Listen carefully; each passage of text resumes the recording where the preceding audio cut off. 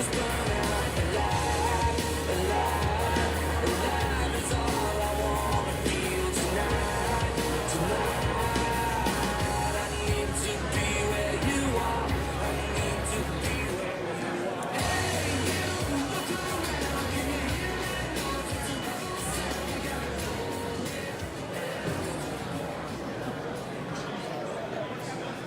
right. Well, good morning once again, everyone. We're glad to have you here. Thanks for being a part again of Moments of Change. And what I want to do is also welcome you for this exciting session. We've got a great session in store for you.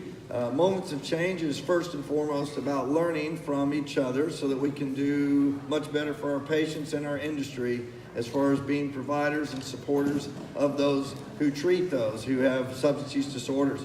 So in order to understand the full picture, we need to bring different perspectives into our conference and here into the room. And today we're very honored to have former New Jersey Governor Christie, who is one of those important.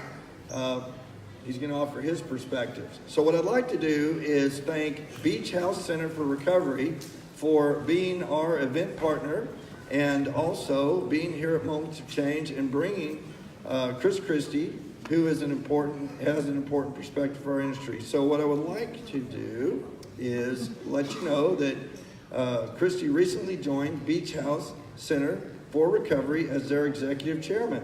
And I would now like to introduce Glenn Cohen, their CEO of Beach House Center for Recovery. He has a few words to share. So thank you, Glenn. Come on up.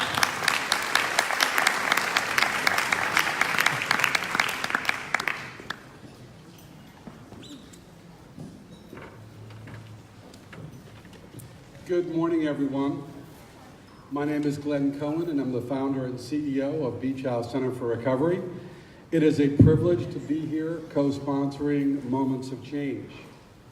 3 years ago, when I attended Moments of Change for the first time, I had recently acquired an amazing 5-acre property surrounded by protected beach preserve, had demolished 45,000 square feet of space, and we were in the middle of building it out, and we designed it specifically for residential drug treatment.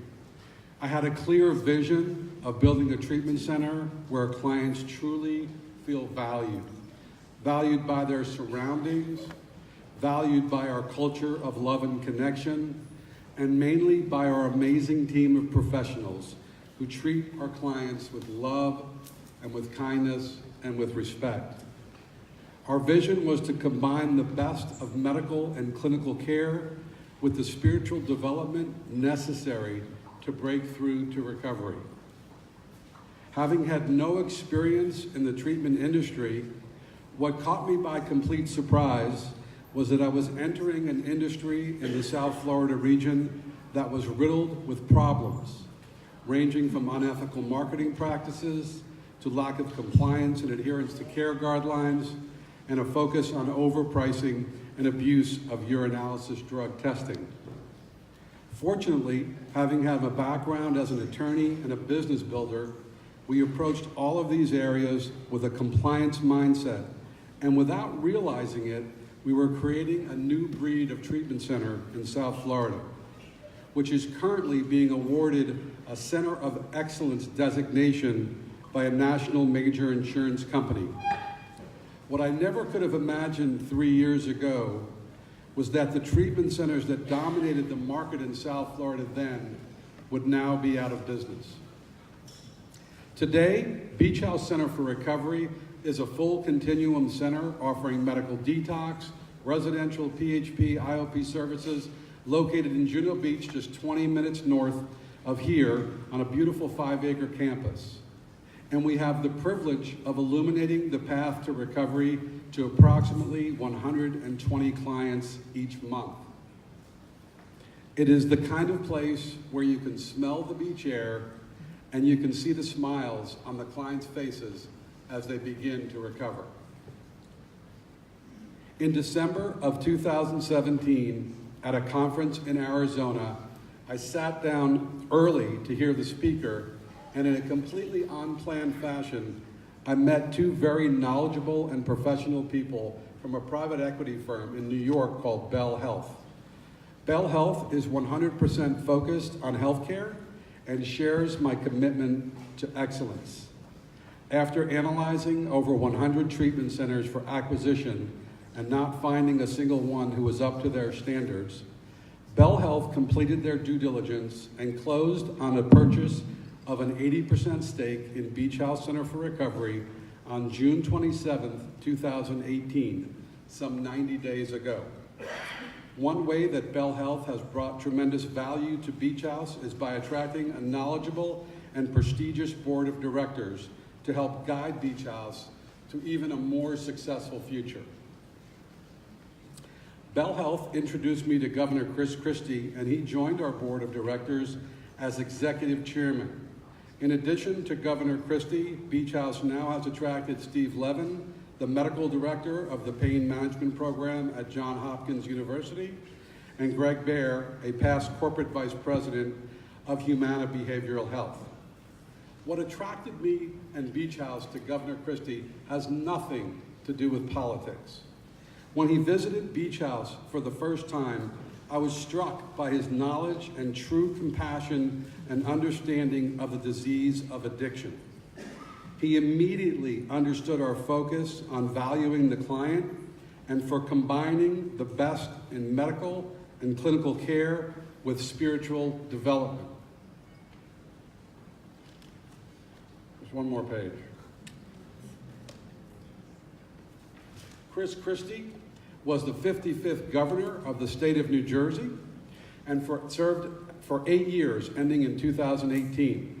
Prior to his service as governor, he served as the United States Attorney for the District of New Jersey. In December of 2001, as the Chief Law Enforcement Officer for New Jersey for 7 years, he led the fight on terrorism in a post-9/11 period and increased resources to fight gang violence, gun crimes, and political corruption. In March of 2017, Governor Christie was appointed by the President as the chairman of the President's Committee on Combating Drug Addiction and the Opioid Crisis. Governor Christie led the commission on a 7-month investigation of the issue, holding hearings all around the country. The President's Commission has issued a final report in November of 2017, which contains 65 substantive recommendations, of which 100% were adopted by the President. Just 2 weeks ago, the Senate successfully passed the Opioid Crisis Response Act, which included key recommendations from the President's Commission.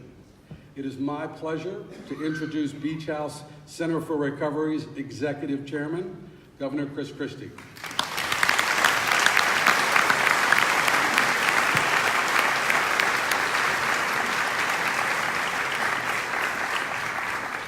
All right, good morning, everybody. It's time to wake up now.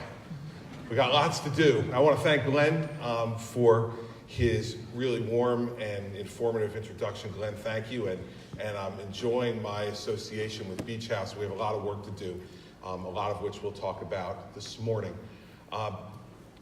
First, let me start with what I think is the most important issue we have to deal with in a crisis that has dozens and dozens of issues which you all are acutely aware of that need to be dealt with. When I first got involved with this issue, it was 23 years ago, in 1995. I was a local county elected official. I was 32 years old, and I got assigned the Human Services beat in county government, which is the one they gave to the youngest person who couldn't pick any of the other ones. You got stuck with Human Services.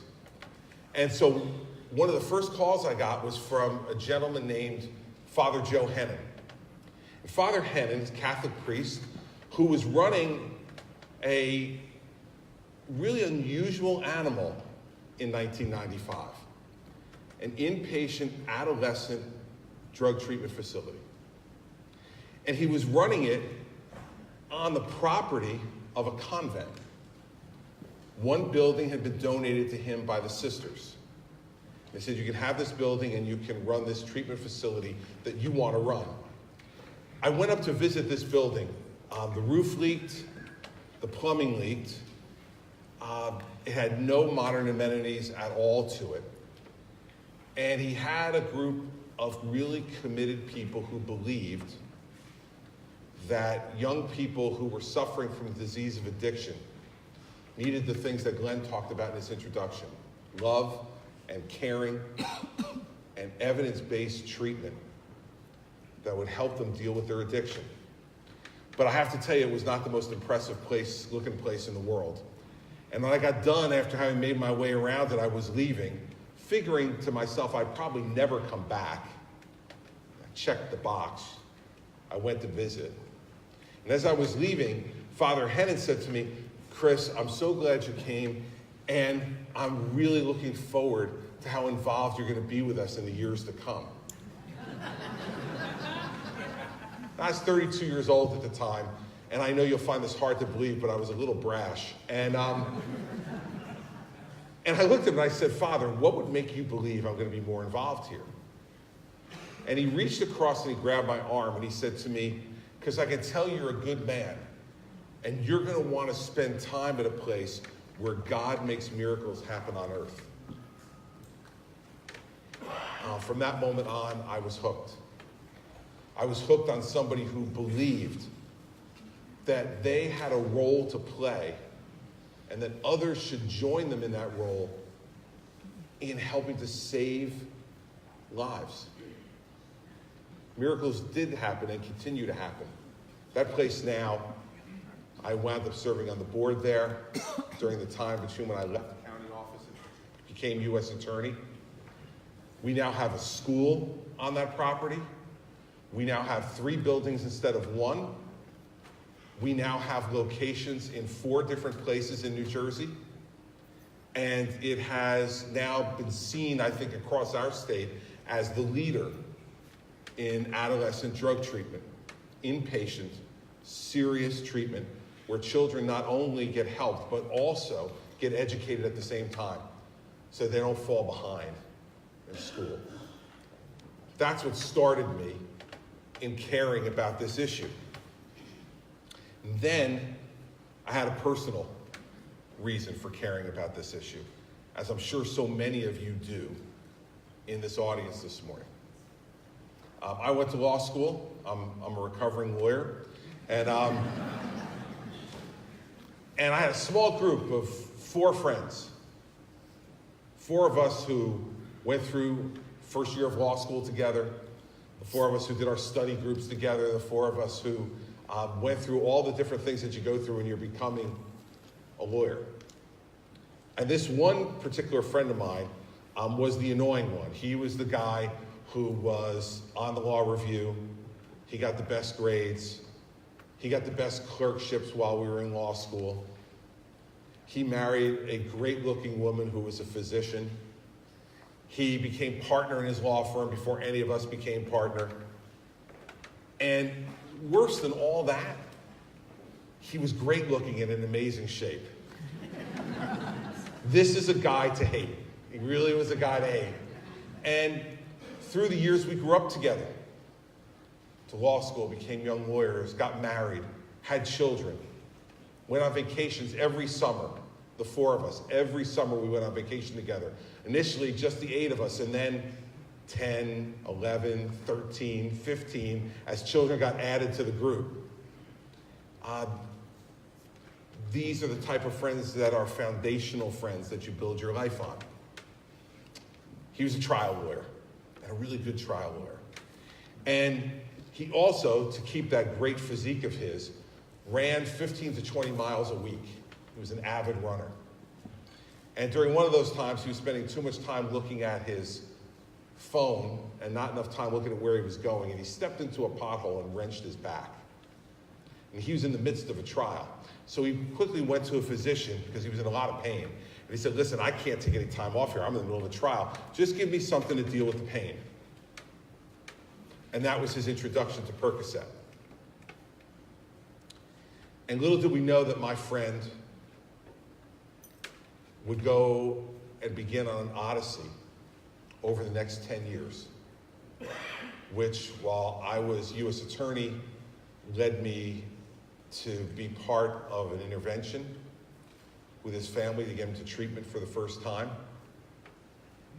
He went to 5 different stints of treatment. And during that 10-year period, what happened to this friend of mine, who by every way you measure success in our society had it. Successful professional career, beautiful wife, 3 beautiful daughters, partner in a law firm, financial success. Over that 10 years, he lost his license to practice law. He's fired from his firm. He lost his driver's license. His wife divorced him. The court prevented him from seeing his children. He went through all the money he had in the world and any that he could borrow from friends like me and others. And then on that Sunday morning, my wife and I got the call that for 10 years we were dreading, but that we knew would come. That they had found him in a cheap motel room in West Orange, New Jersey, dead at 52 years old, with an empty bottle of Percocet and an empty quart of vodka. And as I sat at his funeral, watching his wife, ex-wife, and his 3 young daughters, as the governor of New Jersey, I thought to myself, no matter how hard I've worked on this issue so far, I haven't worked hard enough. I haven't done enough. There's more to do. Because the stigma that is attached to this disease is the #1 problem. More than any other issue we face, the stigma is the problem. He was an addict for 2.5 years, and his wife never told us. She covered for him. When you look back on it, we knew it was happening in retrospect. The dinners for 8 that she wound up canceling at the last minute because guy had the flu, or a bad cold, or something came up at work. Why didn't she tell us? We had grown up together. We were the dearest of friends. She didn't tell us because she was ashamed.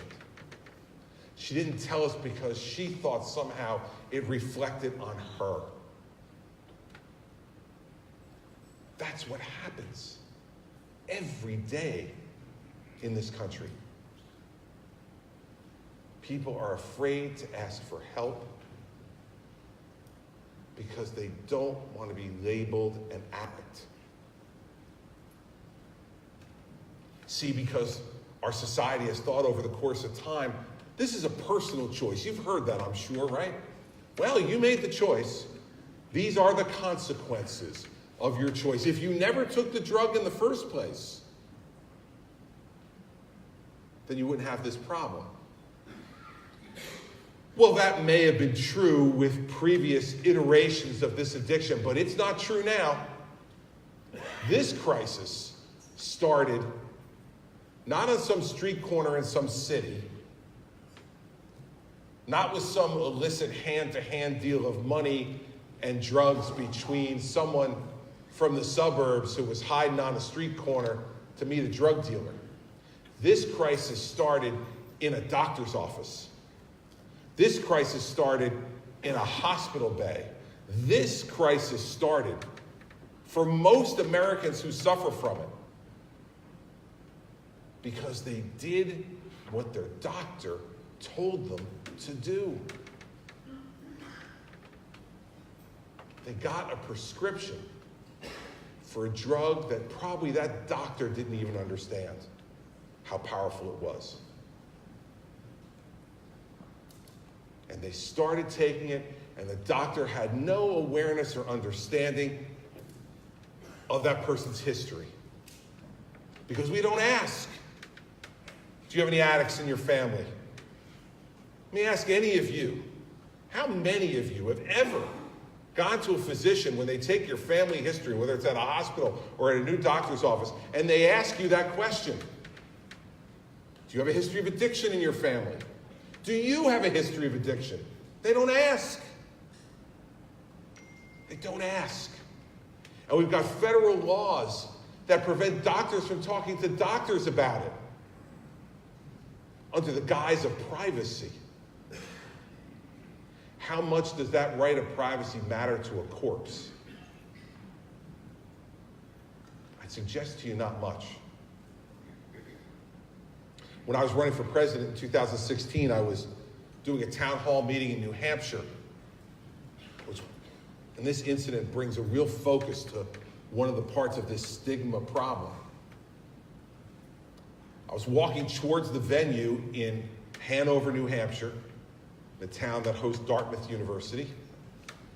And as you're walking towards it, if you've been in politics as long as I have been, when you see people standing outside a venue, you can tell if they're waiting for you. There's just a look. And Mary Pat and I, my wife, were walking towards this venue with my state police escort, and I saw a man, a woman, and a dog. And I saw the way they were looking at me, and I said to Mary Pat, this is either going to be really good or really bad, but they're waiting for us. I made my way over, so I just walked right to them. I didn't try to do the dodge around or whatever. I went right at them. I said, hi, Governor Christie. And they said, Governor, we know we're here. We're here to see you. I said, oh, great. And they said, we went online and we saw that you were having a town hall meeting here tonight. So we decided to come. I said, well, thank you for coming. And they said, we're from Massachusetts. Well, of course, I was immediately disappointed because I was looking for votes in New Hampshire. Here in Massachusetts, man, that's too far down the line. I need votes now. But I tried to hide my disappointment. I said, well, thank you for driving here. And they said, we saw your video online where you talked about your friend who died. And we thought to ourselves, you really understand this problem. And we wanted to come and ask you for help if you become president. I said, sure. And they said, well, 3 weeks ago, we came here to Hanover to pick up our son. He died 3 weeks ago of an opioid overdose. 3 weeks ago. And they said, the thing that we don't understand is what the emergency room doctor told us when we came to the hospital to pick up his body. The emergency room doctor came to us and said, I'm so sorry. This was the 7th time he had come to the emergency room overdosed. We saved him the first 6. His mother and father looked at me and said, we didn't know he had a problem. Imagine, you send your child to one of the most prestigious universities in America. He overdoses 6 times. And the stigma is so strong and the laws are so wrong-headed that a mother and father didn't even know until they came to pick up their 20-year-old son's dead body. They looked at me and said, we would have done anything to get him help if we had only known. The stigma is so strong that we hide.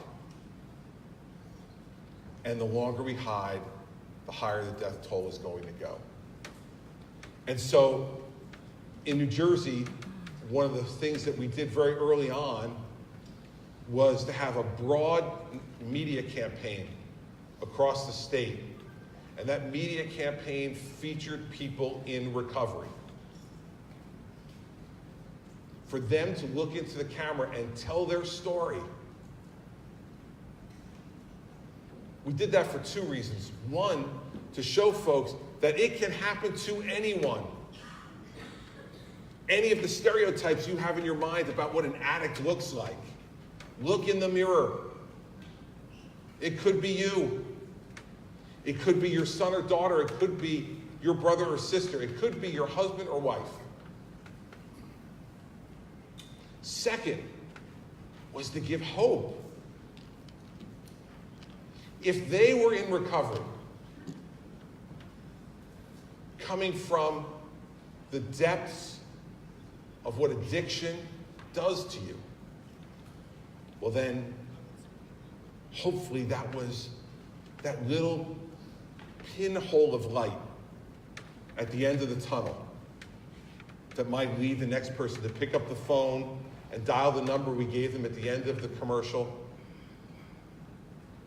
1-877-REACH-NJ, to reach out to a 24-hour service that would connect them with treatment.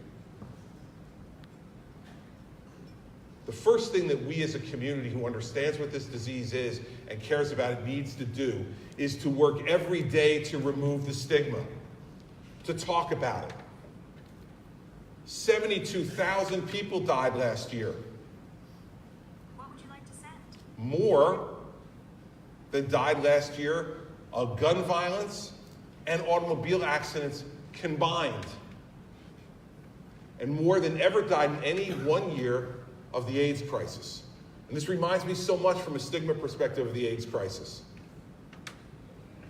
Remember, I'm old enough to remember now, it was called the gay plague.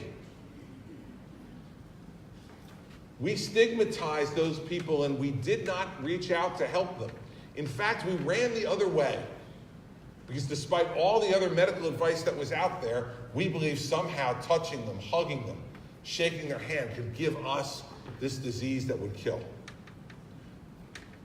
2 people ended the stigma. Magic Johnson and Ryan White. A 6'9" African-American basketball star and a little young Caucasian boy, both of whom contracted AIDS in what we found out was possible, but the non-traditional way we thought folks contracted AIDS. All of a sudden then, if Magic Johnson could have AIDS and Ryan White could have AIDS, the stigma began to disintegrate. And then people began to march on state capitals and the national capital and demand that the federal government and our private pharmaceutical companies work together to get treatments. And now today, 30 years later, AIDS is not a definite death sentence. For most, it's now a chronic illness that can be treated and that you can live with. That's our blueprint, everybody. That's our blueprint. We need families to start to march. We need those who are most educated, like the people in this room, to speak out loudly. Because all the other things I'll talk about this morning are not possible if the stigma remains. We must let people know that addiction is a disease. It is a disease just like heart disease, like diabetes, like cancer, like AIDS. It's a disease. And it can be treated. And it should be treated. We need to treat it. And we need to treat those who have it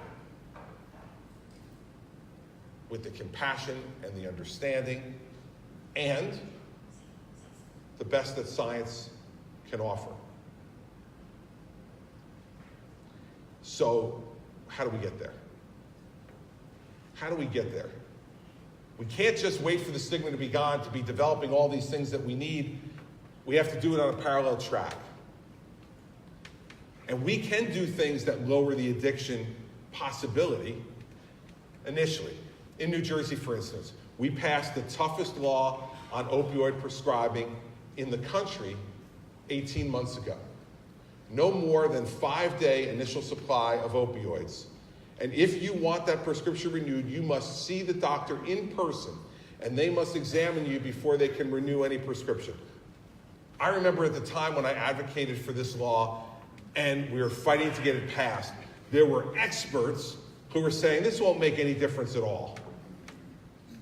And why are politicians practicing medicine? I had the New Jersey Medical Society saying, what's Governor Christie know about practicing medicine? And my response at a press conference when they gave that to me was, well, I don't know, they seem to have screwed it up pretty badly, so why shouldn't I give it a shot? What's happened? That bill passed in March of 17. We now have statistics in New Jersey for what's happened in the 1 year since that bill was made a law. There has been a 28% reduction in opioid prescribing in New Jersey. But let's take it out of the percentage stuff so you can really understand. That's 4 million fewer pills. 4 million fewer pills that are not out there to be consumed, diverted, abused. And in the months since the 1 year anniversary, we're seeing a continued decline. It's not just that I wanted to practice medicine. I had no interest in practicing medicine. But I was tired of watching the death. And what this did was wake up doctors, the ones who were napping through this. They had to comply with this new law. And they thought to themselves, well, hell, if they're restricting it, there must be something going on here. And doctors who were uneducated started to become educated. We also passed a law that in every medical school in New Jersey, you cannot get your MD degree any longer without taking a course in opioid prescription and abuse. Do you know that in this country that was not required? That there were physicians graduating every day from medical schools across this country who never had any training in this at all. But they were given a prescription pad by the DEA and told that they were licensed to give out these drugs. We've made that a national recommendation as well, not only in medical school, but also that there be continuing education requirements to keep your DEA license so that you are forced to learn about what is the latest that is happening in the area of addiction and opioid abuse. They're all things that we started in New Jersey and got put into law. We also said we want to start to try to deal with it as a disease. So for the first time, drug offender who's nonviolent and not a dealer, you no longer go to prison. You go to mandatory treatment. Mandatory treatment. And I had a state senator get up and say, this is totally wrong-headed by the governor. People should only go to treatment when they're ready to go to treatment. For those people in the treatment community who are chuckling as I say that, what percentage of your people come to you because they really are ready for treatment? Something is the other impetus. Sometimes it's the legal community. Sometimes it's family members. Sometimes it's friends. But they very rarely, it happens, but they very rarely come on their own. But when they're exposed to a good place that provides real evidence-based treatment, not every time, but sometimes that's what turns the light on. It helps to put them on a path towards recovery. All these things are things that we can do now. We've asked the president, and he agreed as part of the commission report, to get rid of something called the IMD waiver. Institutes of Mental Disease. They said if you had more than 15 beds in a facility, that they wouldn't reimburse you under Medicaid because you were then a state mental institution. And the state should take care of all of that. We're getting that waived now. What's the result of that? There will be thousands of more beds made available to people who are on Medicaid, who need treatment. Yes, it will cost money, but it will cost a lot less than it costs to take care of those folks in the throes of addiction and all of the both mental health and physical health issues that arise after that. In New Jersey, one of the things we said about our criminal justice reform was not only would we send them to mandatory treatment, but what about the people who are already in jail? who are addicts. And we know that drugs get smuggled into prisons. And they remain addicted. And then they're released. And then we wonder why they're back. Well, for God's sake, they're addicts. They're suffering from this disease, and they will do anything to get the drug, commit repeat crimes, and wind up right back where we belong. So what do we do in New Jersey? Because of our criminal justice reforms, 2 state prisons were being closed. Something you don't hear across the country. Mostly you hear states building prisons. We're closing them in our state, but I said, let's take one of those prisons and let's turn it into a treatment facility. So we now in New Jersey have the only state prison which is a treatment facility.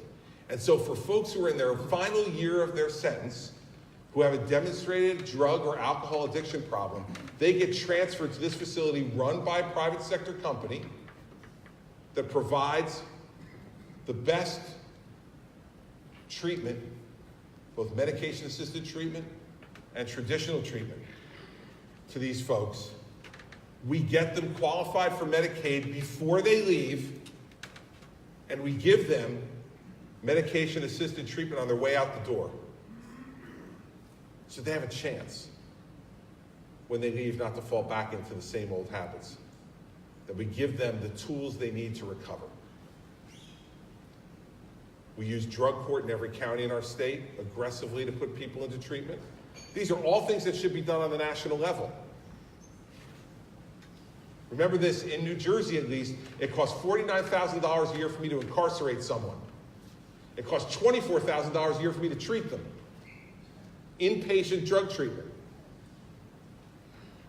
So even if you don't care, even if you don't care about the human toll, even if you're just a cold, numbers calculating accountant, I don't mean to insult accountants, my father's one. But man, I remember the way he used to keep the numbers in our house growing up and turning off the light switches all the time, all the rest of it. I know what these CPAs are like. Even if you're one of those, you save $25,000 a year by keeping someone out of prison and putting them into treatment. In addition to the incalculable cost savings going forward by having someone who's a productive member of society, who's got a job, who's paying taxes. And they add to the social fabric of our society by being out there as a beacon of hope for others who see them and say, they're in recovery, maybe I can be too. Those are all things that we've done in New Jersey that we recommended in the national report. I urge you to go onto the White House website, even for those of you who would be philosophically or politically repelled by the idea of going onto the White House website. Don't worry, we won't tell anyone, okay? Go on there, look at the report. The report not only gives 65 recommendations, which thankfully I will not go through with you today. You'll thank me for that later.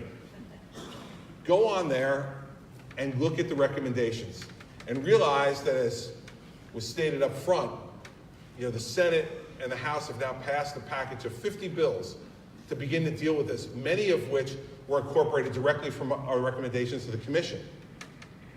And so we're making progress on this. We're making progress, but it's not going to happen quickly. And we still have a lot of work to do. So now you get to the end of your time as governor. How do you continue to have an impact on an issue that you've become passionate about? Not one that I was passionate about my whole life, but one that I've become passionate about over the last 20 years. I believe in treatment. I believe that treatment, evidence-based treatment of all kinds, is the long-term key to solving this problem. Yes, we should have interdiction that lowers the amount of fentanyl that comes into this country. Yes, we should do the things I've talked about before about lowering the availability of prescription drugs. We have to do all of those things. Medication-assisted treatment is, I think, one of enormous promise going forward. All of those things are things that we need to do, making treatment more broadly available, is, I think, the most important thing. Because when you think about it, think about the other diseases that we've begun to push back. Heart disease has been pushed back significantly through the development of treatments, medical treatments, pharmacological treatments that have lowered the number of fatal heart attacks in our country. Diabetes. We continue to make progress on diabetes because of medically based and pharmacologically based treatments that allow people to not only live longer, but live a better quality of life. And cancer, while it is not cured, in so many areas of cancer, we have come up with medically based, pharmacologically based treatments that have allowed us to live longer lives with a better quality even after contracting the disease.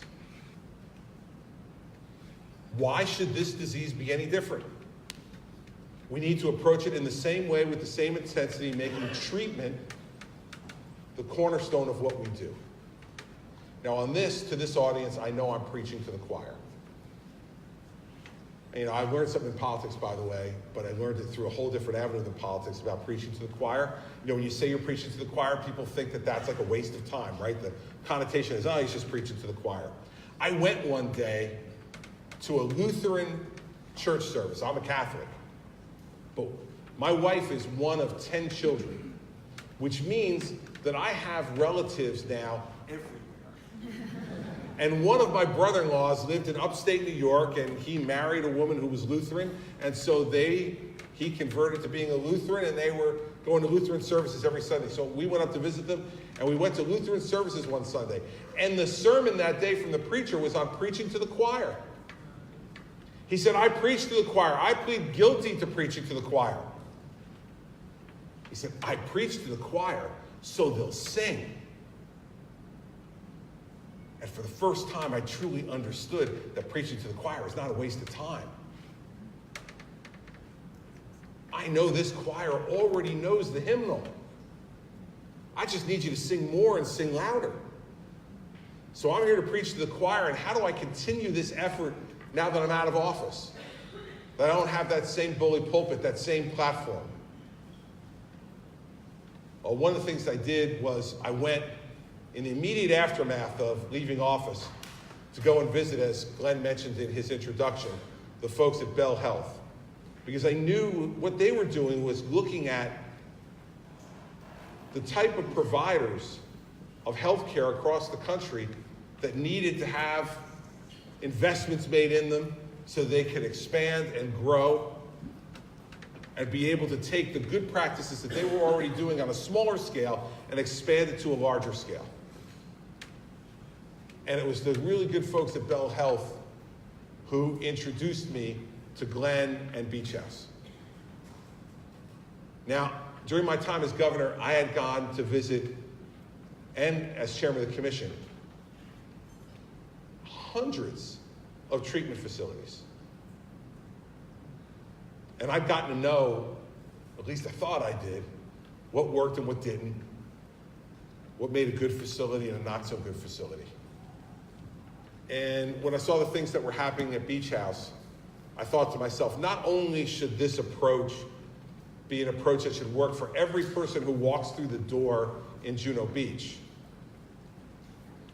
but I want to be a part of making add-on acquisitions that takes this philosophy and approach that Glenn has brought to his work at Beach House every day and make it more broadly available, not only in Florida, but across the whole country.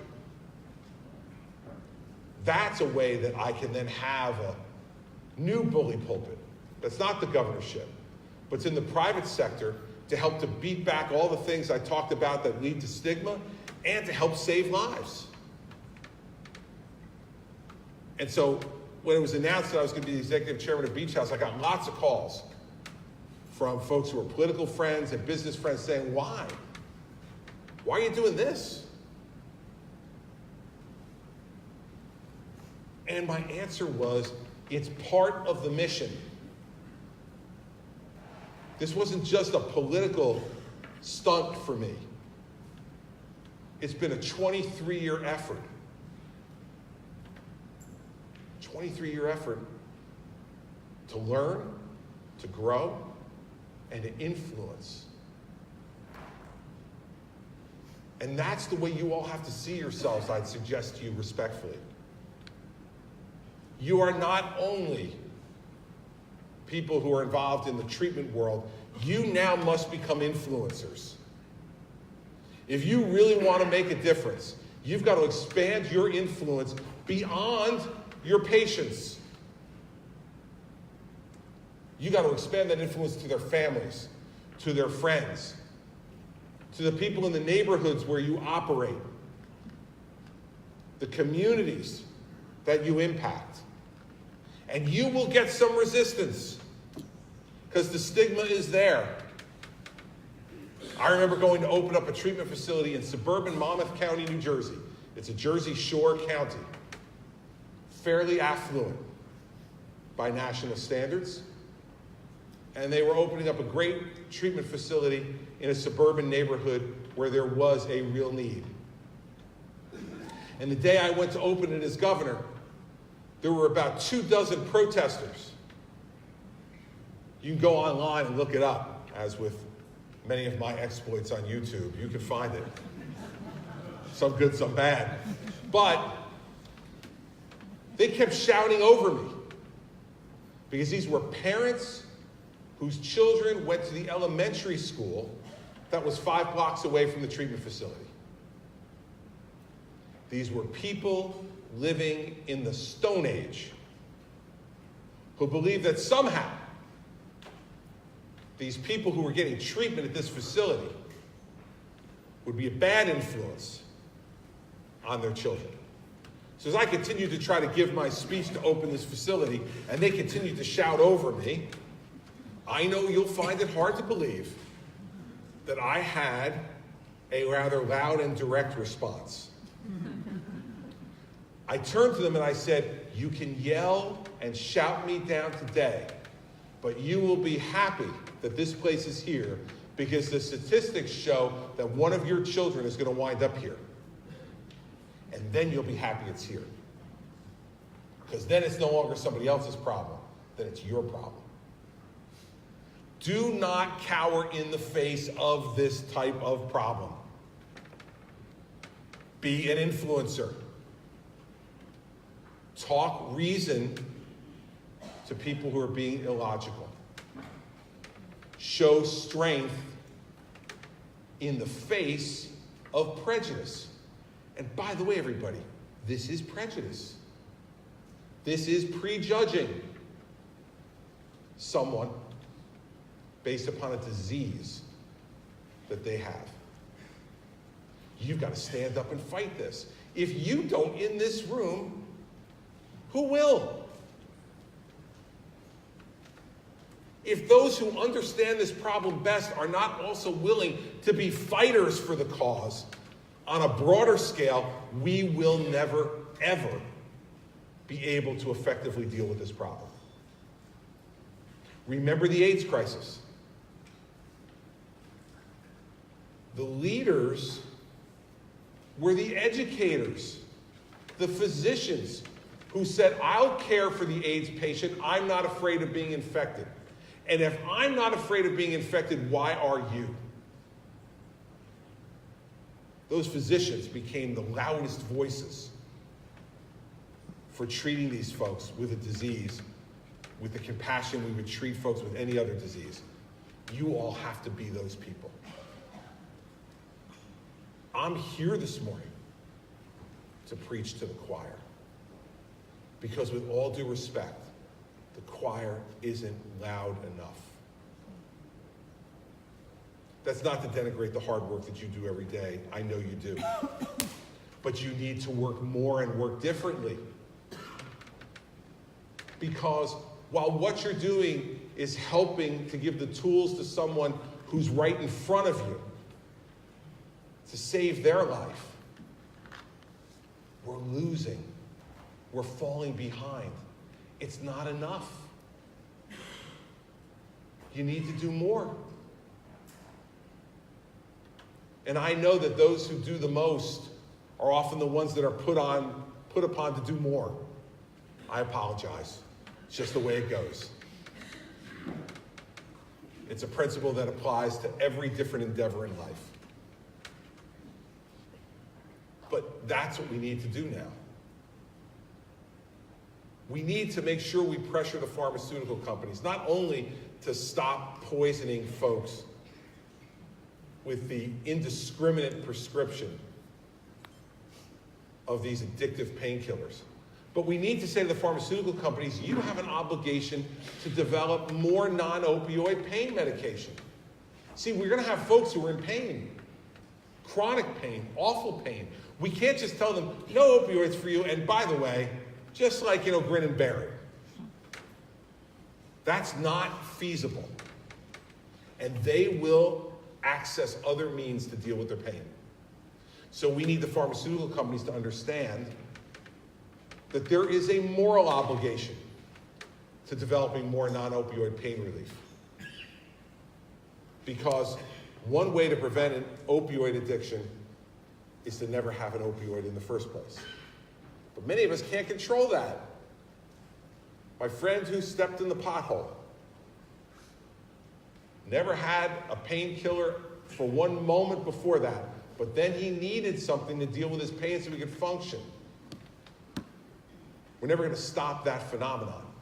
We need to pressure the pharmaceutical companies to come up with more options in the medication-assisted treatment field.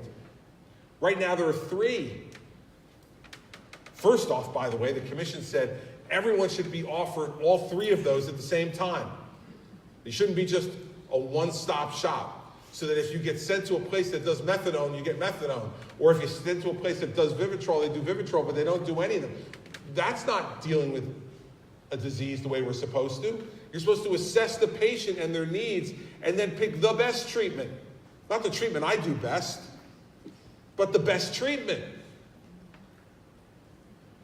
I think you're going to see, you've already seen that in all federally funded facilities, the president is now requiring that. We need it to be broadened out to all facilities, because what will happen then is, then there will be incentive for these companies to develop more treatments, because they know they won't be just shoehorned into one place, but can be broadly offered. So, we need to be voices on that. We need to be voices on the fact that there are success stories.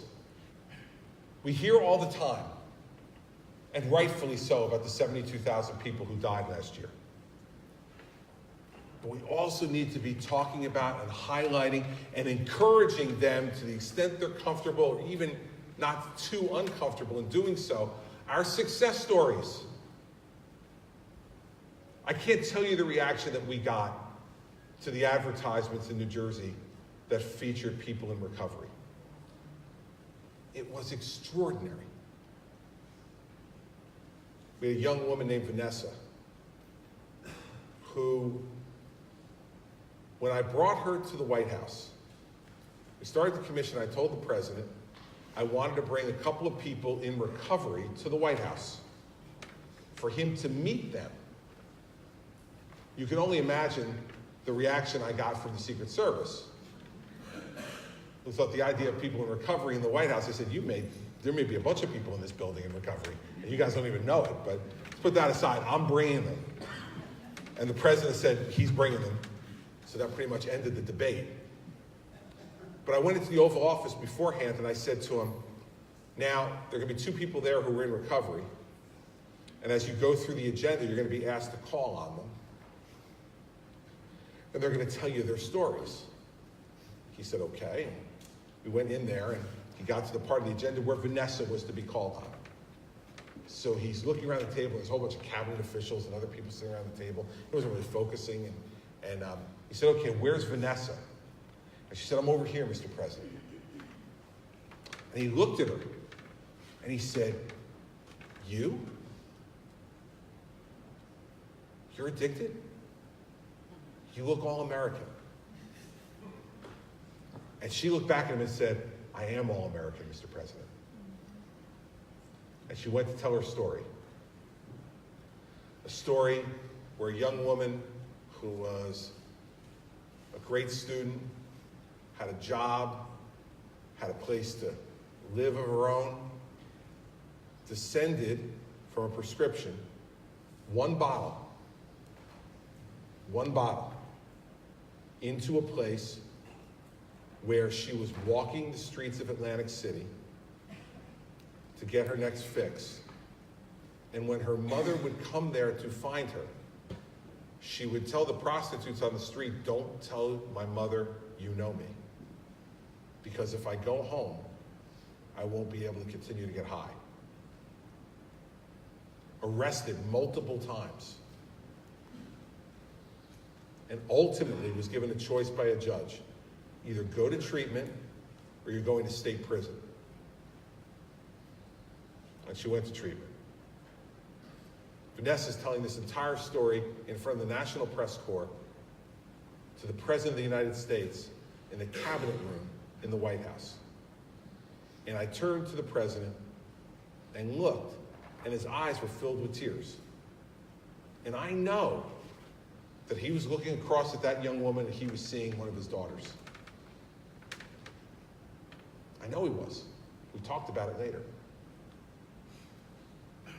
That's why those in recovery are our most powerful advocates. Another young man who was there that day.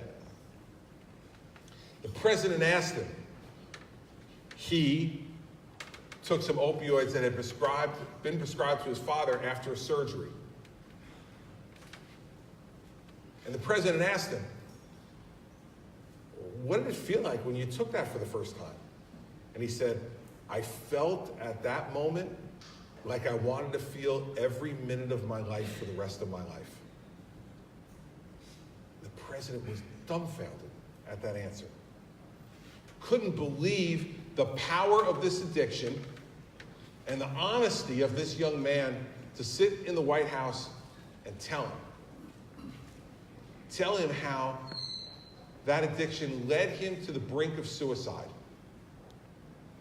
Because he said his brain just wouldn't stop telling him that he had to have this drug even when he didn't want it anymore. And that he got to the point in his life where he got onto his knees and said, God, please take me. I can't deal with it anymore. And he told the president it was at that moment that he went back to the treatment facility that he had just left from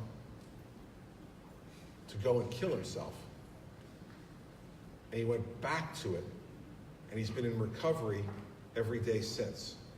And now runs a recovery facility of his own in New Jersey, just miles away from where he grew up. Could there possibly be any better advocates for what we can do and what we can accomplish, but more importantly, what we morally need to do? See, here's why you're so important. It's not only your voices. It's the voices that you are exposed to every day. Whenever anyone in recovery comes to me who's gone through a program in New Jersey and thanks me and says, Governor, I can't thank you enough. You gave me the opportunity to be in recovery and to get my life back. I don't know how I'll ever repay you. I say the same thing to them every time. I said, repay me by being a noisy beacon of hope for others. Repay me by spending part of your life every day reaching out to others and letting them know that you don't have to die. A lot of controversy in our country when people say they're pro-life or pro-choice. I'm pro-life. This is not going to be a pro-life speech, but let me tell you what I say to folks in my party all the time about being pro-life. I say it's easy to be pro-life for the 9 months they're in the womb. They haven't done anything to disappoint us yet. It's when they come out it becomes hard. Then it's really hard to be pro-life then. It's easy in those 9 months. If you're going to be pro-life during those 9 months, then you have a moral obligation to be pro-life for all the years that come after that. No matter what condition you find that life in. The 16-year-old female heroin addict on the floor of the county lockup. Her life is just as precious as the life in the womb. The 42-year-old lawyer addicted to prescription drugs and running his life into the ditch. His life is just as precious as the life in the womb. See, I believe that every life is an individual gift from God. And that as a result of that, every life has value. No matter where that life has been taken. And if you believe that in your heart, if you believe that every life is an individual gift from God, if you believe that there is intrinsic, natural, indisputable value to every one of God's creations, well then,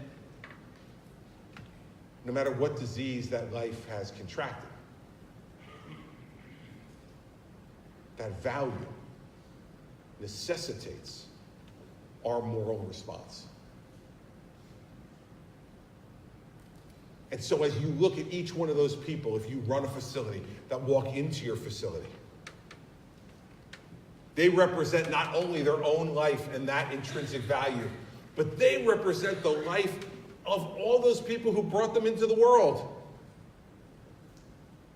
The mother and the father, no matter how successful or flawed. The brother or sister who they grew up with. Or in some cases, the son or the daughter that they themselves brought into the world.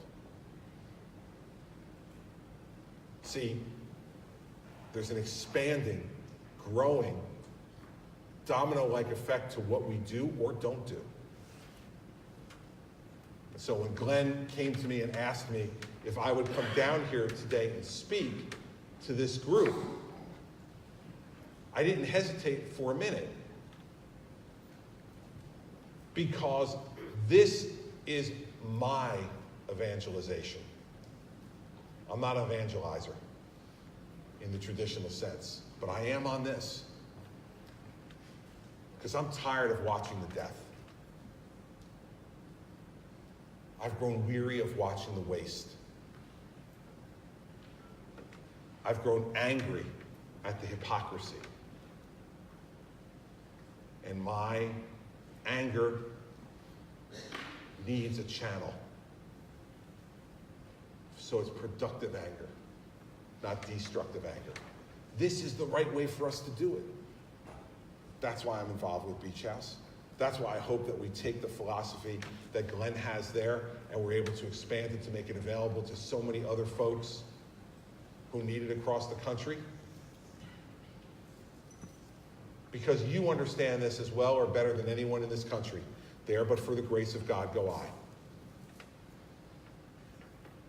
Whenever people tell me this is a personal choice, I say to audiences like this, and I will ask you this question, and this will be your only audience participation moment where you're required to participate. So get ready. If you're looking at your phone, look up. But before you look up, put it on vibrate, okay? We only had 2 violators so far this morning. That's not bad. And the audience is big. Who in this audience, please raise your hand. If you have never made a decision in your life you wish you could take back, raise your hand. You've never made a decision in your life that you wish you could take back? Oh, you thought it was the other way. Because you would have been the first person in America when I asked that question to raise the hand, and I would have said, Jesus Christ is finally here, everybody. Finally back. Thank goodness, man. It's not you. It's a heavy burden. We all have made decisions, multiple decisions we wish we could take back. And for many of us, the fortunate thing about it is it wasn't to try drugs in the first place that were addictive. Because we had no idea, for most of us, how it would affect us when we did. No one takes a drug for the first time saying, well, I'm going to take this, and I'm now going to be an addict, and I'm going to ruin my life, disappoint my family, and probably die. Okay, bottoms up. Nobody does that. Nobody does that. Everybody makes bad decisions. I made plenty of them that everybody reads about in the newspaper. Right? There's all different levels to this. But everybody makes bad decisions. I want to end where I started.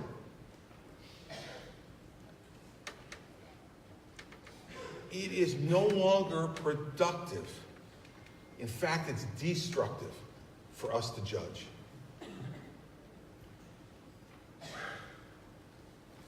Every life is precious, but every life is also fragile. It's fragile. I remember when my wife and I brought our first child, our oldest son, home from the hospital. And, you know, they give you all the instruction on the car seat, and they put the car seat in, and, you know, the first few days that you're at the hospital, and, you know, there's people who are there, family members, friends who come to visit, so you're never really alone, and you have people around you all the time. And then all of a sudden, you know, you walk out of the hospital, they actually walk you out, right? My wife was like in a little wheelchair, she came out, and we put the baby in the car seat and we drive home. And when we get to the house, there's no one there. It's just us. And I remember taking my son out of that car seat and saying to my wife, holy shit, they're trusting us with this? Like, seriously. There's got to be someone else who's coming in here to like go, all right, is everything okay in here? This can't be possible. They're trusting us with this. This poor kid. That's the fragility of life. We recognize it from the first moment that we see it. Not only how precious it is, but how fragile it is, and that it's in our hands. It's in our hands.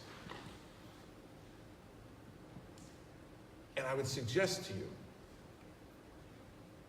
that as citizens of this country,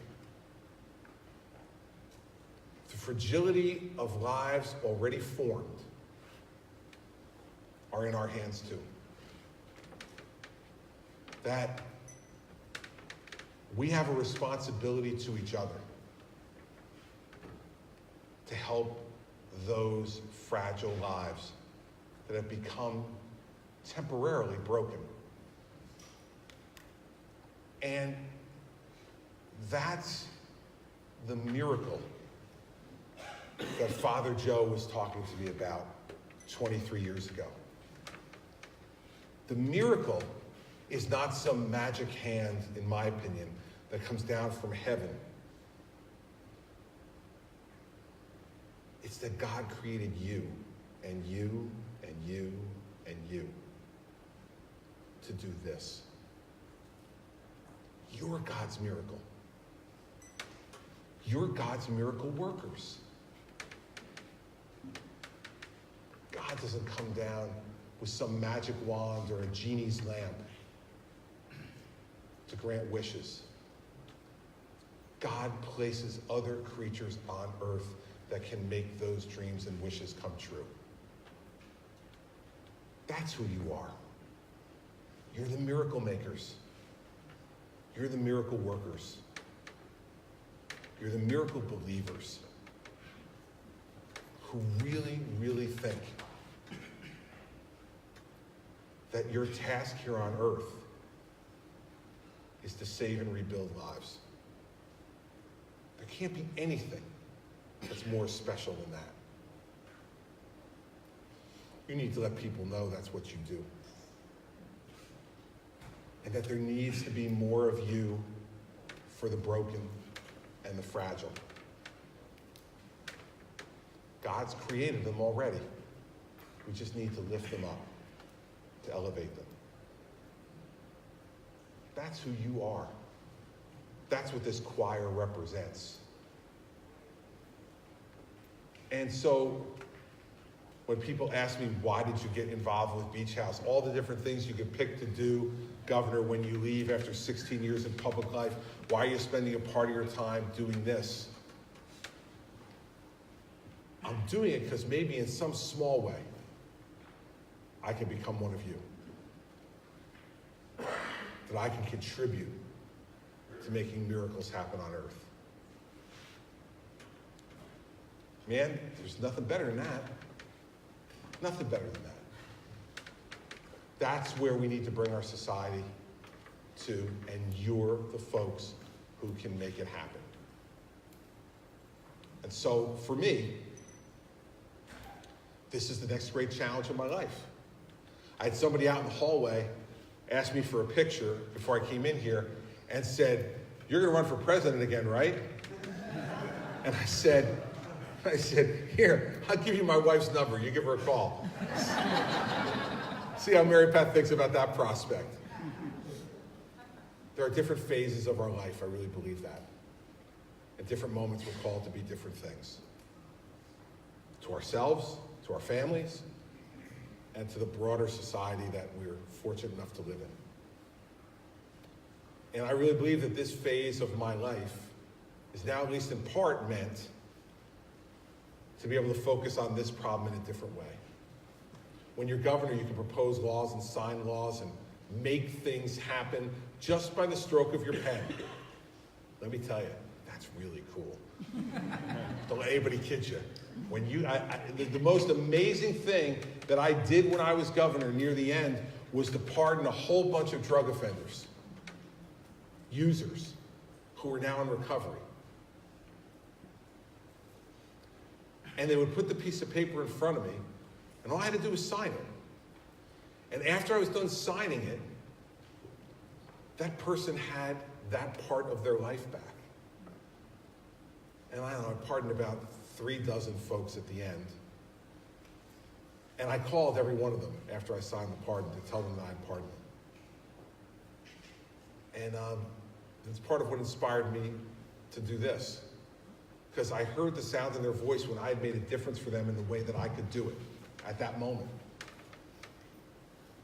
I can't do that anymore. So now I have to find another way to make a difference on this issue. To stay loyal to what Father Joe admonished me to do 23 years ago. To be a part of the places where miracles happen on earth. So I hope that for all of you, as you discuss all the different issues that are involved in trying to be successful at what you do, to try to have a greater impact, remember that when all of those issues are argued and discussed and either resolved or unresolved, in the end, what you're doing is a pure good. It's a pure good. You're saving lives, or trying to. And even when you're not successful, the effort is a pure good. Even with the person who does not stay in recovery, you may have planted a seed in them that they didn't recognize then but will recognize later. It's a pure good. How many different things can we do in our lives that we can say are a pure good? So that's why I'm here. And that's why I'm involved with Glenn and with Beach House. And that's why we need to continue to get more and more people involved, but more than that, more and more people aware. In the end, how will we judge our time here on earth? I love the line from the Don Henley song when he says, "You never see any hearses with luggage racks." A real truism. We're not going to be judged by how much wealth we accumulate. We're not going to be judged by what our resume says, how many titles we had. We're going to be judged ultimately, I believe, by the impact we've had on other people's lives. Our family, first and foremost, our friends, our colleagues at work, and ultimately, the strangers who come in and out of our lives. What type of impact did we have on them?